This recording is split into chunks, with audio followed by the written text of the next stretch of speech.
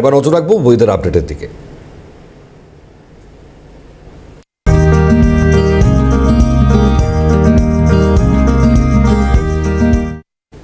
নিম্নচাপের জের খুব স্বাভাবিকভাবে বৃষ্টিপাতের সম্ভাবনার খবর জানাচ্ছে হাওয়া অফিস। দক্ষিণবঙ্গে ভারী বৃষ্টির পূর্বাভাস। নদিয়া, মুর্শিদাবাদ একই সঙ্গে দক্ষিণবঙ্গের উপকূলবর্তী জেলাগুলিতেও কিন্তু হলুদ সতর্কবার্তা জারি। বৃষ্টি হতে পারে উত্তরবঙ্গেও। হাওয়া অফিস সূত্রে আর কি খবর বিস্তারিত জানবো। মফিজুল ইসলাম রয়েছেন আমাদের সঙ্গে, আমাদের প্রতিনিধি। সরাসরি চলে যাব মফিজুলের কাছে। মফিজুল, সুপ্রভাত। হাওয়া অফিস কি জানাচ্ছে?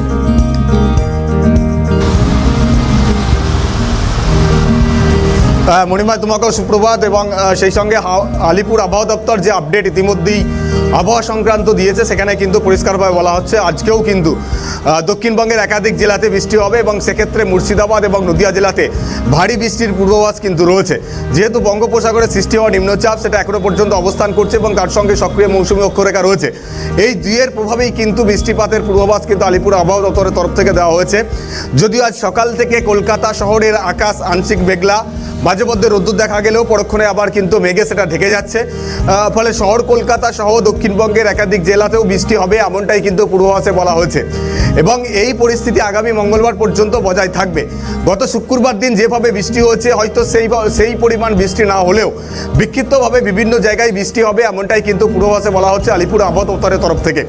উত্তরবঙ্গের ক্ষেত্রেও কিন্তু বৃষ্টির পূর্বাভাস রয়েছে। উত্তরবঙ্গের 8 জেলাতেই আজকেও কিন্তু বৃষ্টি হবে এমনটাই পূর্বাভাসে বলা হচ্ছে এবং আগামী সপ্তাহ উত্তরবঙ্গ জেলাগুলো কিন্তু দুর্যোগপূর্ণ হবে এমনটাও কিন্তু আলিপুর আবহাওয়া দপ্তরের তরফ থেকে বলা হচ্ছে।